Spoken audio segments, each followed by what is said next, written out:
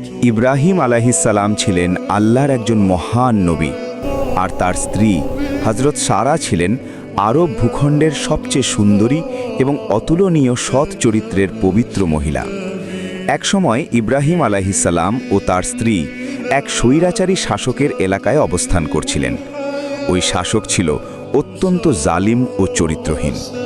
যখন সে সারার সৌন্দর্যের কথা শুনল, সে সঙ্গে সঙ্গে খারাপ উদ্দেশ্যে তাকে নিজের দরবারে ডেকে পাঠায়।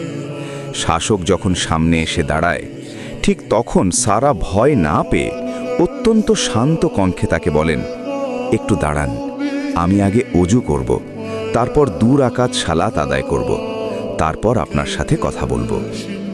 শাসক ভাবে, একজন অসহায় নারী, সে আর কী বা করবে, সে অনুমতি দিয়ে দেয়। তারপর সারা অজু করেন এবং দাঁড়িয়ে যান আল্লাহর সামনে।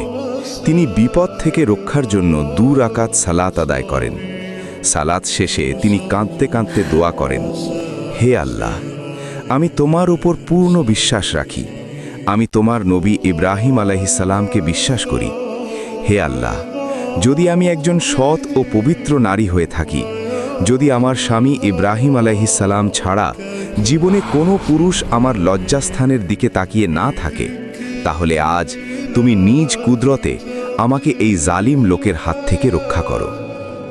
এই দোয়া শেষ করতে ইব্রাহিম আলাইহিসসালামের স্ত্রী সারার সামান্য সময় লেগেছিল, কিন্তু আল্লাহর শাস্তি আসতে এক মুহূর্তও দেরি হয়নি।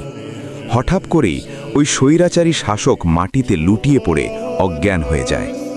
এই ঘটনা আমাদের শেখায়, যখন পুরো দুনিয়া আপনার বিরুদ্ধে দাঁড়ায়, তখন যদি আপনি সালাত ও দোয়ার মাধ্যমে আল্লাহর কাছে ফিরে যান, আল্লাহ নিজেই আপনার রক্ষাকর্তা হয়ে যান। সুতরাং বিপদের সময় মানুষের দিকে নয়, সালাতের দিকে ফিরে যান। ভিডিওটি ভালো লাগলে সাবস্ক্রাইব করুন পরবর্তী ভিডিও দেখার জন্য। ধন্যবাদ।